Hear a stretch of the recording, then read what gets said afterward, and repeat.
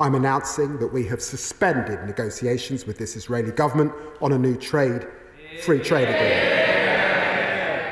I'd like to say something about the horrific situation in Gaza, where the level of suffering, innocent children being bombed again, is utterly intolerable. Mr. Speaker, over the weekend we coordinated a response with our allies, as set out in my statement with President Macron and Prime Minister Carney last night. And I want to put on record today that we're horrified by the escalation from Israel.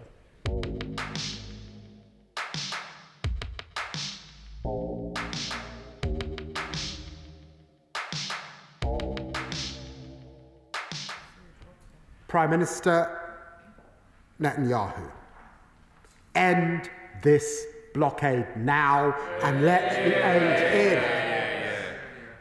Regrettably, Madam Deputy Speaker, despite our efforts, this Israeli government's egregious actions and rhetoric have continued. They are isolating Israel from its friends and partners around the world, undermining the interests of the Israeli people, and damaging the image of the State of Israel in the eyes of the world. Therefore, today, I'm announcing that we have suspended negotiations with this Israeli government on a new free trade agreement. We will be reviewing cooperation with them under the 2030 bilateral roadmap. The Netanyahu's government's actions have made this necessary, Madam Deputy Speaker. Today, my honourable friend, the Minister for the Middle East, is summoning the Israeli ambassador to the Foreign Office to convey this message. We restored funding to UNRWA. We supported the independence of the International Court. I say now to the people of Israel, I want a strong friendship with you based on shared values, with flourishing ties between our people and societies. We are unwavering in our commitment to your security and to your future, to countering the very real threat from Iran, the scourge of terrorism, and the evils of anti-Semitism.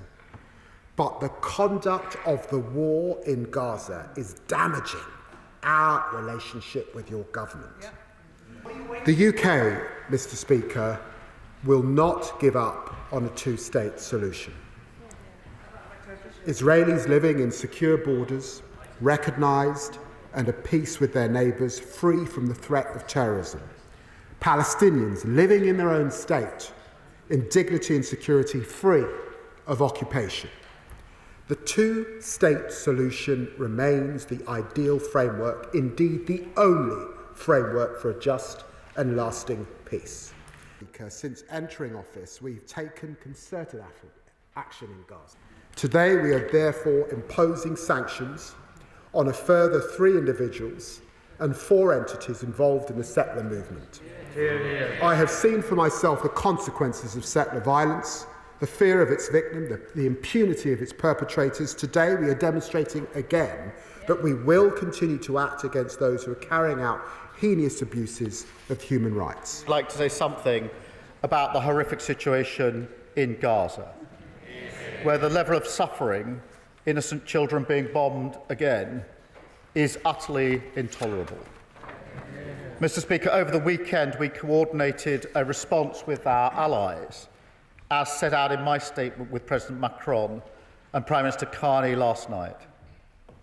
And I want to put on record today that we're horrified by the escalation from Israel. We repeat our demand for a ceasefire as the only way to free the hostages. We repeat our opposition to settlements in the West Bank.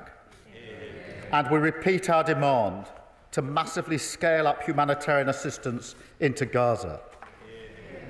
The recent announcement that Israel will allow a basic quantity of food into Gaza, a basic quantity, is totally and utterly inadequate. So we must coordinate our response, because this war has gone on for far too long. We cannot allow the people of Gaza to starve, and the Foreign Secretary will come to the House shortly to set out our response in detail.